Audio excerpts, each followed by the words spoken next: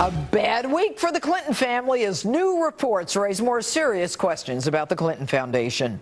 Joining me now, Chief Counsel for the American Center for Law and Justice, Jay Sekulow. All right, Jay, what have we learned this week from those emails that were released? I mean, what we have learned, of course, is what we've got Abedin being paid by Teneo, the Clinton Foundation, the State Department. And if there's this wall between the State Department and the Foundation, how does somebody get paid by both? Who's her? You know, who does she respond to?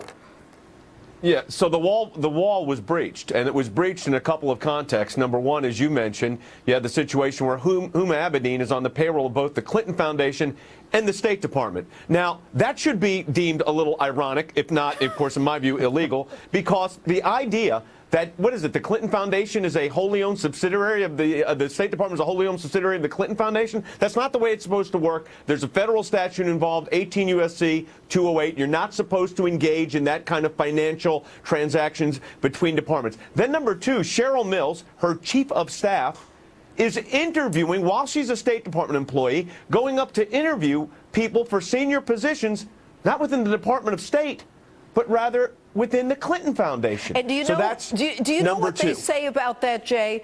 They say that that was charity work on her part. Do they really think we're that stupid? Yeah, well, she was a volunteer. Here's the problem. The Secretary of State signed a document when she became secretary. It was actually on her Senate letterhead saying she understands the rules. There'll be no commingling of activities between the Clinton Foundation and the State Department. She breached those. And then with the sharing of employees. Have you ever heard of such a thing? I mean, I was a government lawyer. You were in government. I mean, sharing employees? You don't get to do that, especially when you're the State Department head, the Secretary of State. Then number three. You have the pay for play. Basically, you make a large donation, an email comes out saying to Abedin saying, take care of this guy, basically VIP treatment. Now, if Hillary Clinton was not the Secretary of State, does that individual get that kind of access to the State Department? It really doesn't matter whether the meeting took place or not, although I think the next series of Freedom of Information Act requests needs to get that information. That's the information we need now. What happened once the request was made? Well, Jay, certainly more to come. And the guy Shiguri, a conviction, a lot of stuff going on. $66 million fine for corruption. A lot of bad stuff there. Very bad stuff. Anyway, Jay, thanks so much for being with you. More time next time.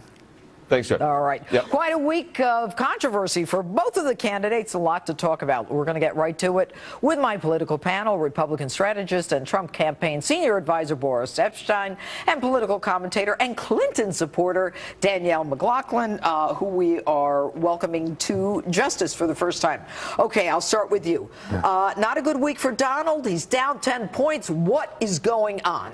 LA Times within 1 point, Bloomberg Reuters within margin of error, no problem at all. Listen, our bad week, quote unquote, was he said that there's political voter fraud. Voter fraud happens. Her bad week is you learn of more emails. You learn of the fact that she perjured herself in front of Congress when she said she turned over all her emails. And then you learn about Cheryl Mills' visits to New York, and she's saying those are for charity. We all know, just like you said, we all know better. Also, did she meet with the heads of Walmart and Amazon for charity? That's a lie. They continue to lie to the American people. What I'm saying is, I made all those arguments. It's not helping him. It's hurting her. Well, it's hurting him and helping her. Why? So we have 86 days left to go in this election, right? It's all about making a case to the American people that Donald Trump is better on national security. But he made his case. He was up last month. And polls go. Okay, Dukakis was Danielle, on 17 after the DNC. Hey, LA Times, he had 10 points and now he's up by 1. So Donald Trump can't get out of his own way to fix this campaign. It's about discipline. This election, this campaign is a job. This is a job interview. He has shown a lack of discipline. He has shown a lack of real policies. And this nonsense about voters and rigging in Pennsylvania, there are 800,000 more Democrats in Pennsylvania than there are Republicans. So if we get out the vote, then Clinton will take this without any kind of voter rigging. In 2012, there wasn't one voter for Mitt Romney in Philadelphia. You really believe that? Listen to this. Not one voter. I know voters personally. I've got a statistic who voted for Mitt Romney. What's your response My response to that is in 2012, the state of Pennsylvania signed a legal stipulation declaration saying that they had no knowledge of any voter fraud in that state or outside. That doesn't mean it didn't happen. And I was on the McCain campaign in 2008, and I will tell you for a fact, I focused on voter fraud. We'll tell you for a fact that happened in Ohio, I'm a prosecutor. I know what happens. I prosecutor. Okay, I don't need some political person to tell me it doesn't happen. I'm just reminding the people, not telling you. Let me go back, though. You say that he's running for a job. He is running for a job. And last month he was winning.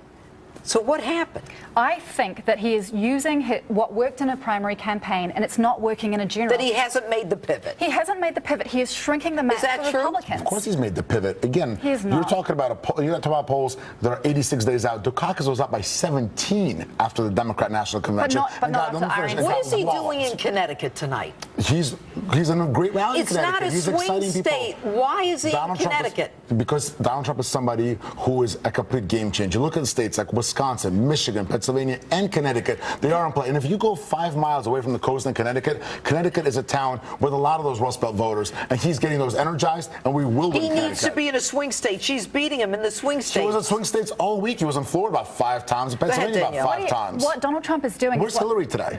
Excuse me. Let me finish. Let her finish. What Donald Trump is doing now is what Richard Nixon did many, many years ago. He tried to visit all 50 states. That is a strategic error on Donald Trump's part. He needs to focus on Ohio, on Florida. He needs to focus on North Carolina. He's not going to Hawaii or Alaska. It's not the same thing as 1916. First of all, second of all, Richard Nixon won that election if it wasn't rigged by the Kennedys. Second of all, Hillary Clinton is nowhere today. She's down all weekend. Can I say something about Donald? Everybody knows that he's my friend in the interest of disclosure. I know Donald Trump. The man doesn't sleep, all right? If he can go to 900 states, he would. That's just who the man is. And we're getting voters in those states. We're getting people excited. And also, by having a rally tonight, it's all over television. So it's not just Connecticut that's seeing him. The whole country is seeing him. It's being covered because and he's a workaholic. I don't know about her. No, she's taking a nap. She's down all weekend. She's taking a nap. Bill Clinton was in Vegas last night. How'd that go? Every single person that's what happened in Vegas? He's the one who said that it was BS that Jim Comey, the head of the FBI, who did him a solid. Excuse me, Danielle, was that stupid?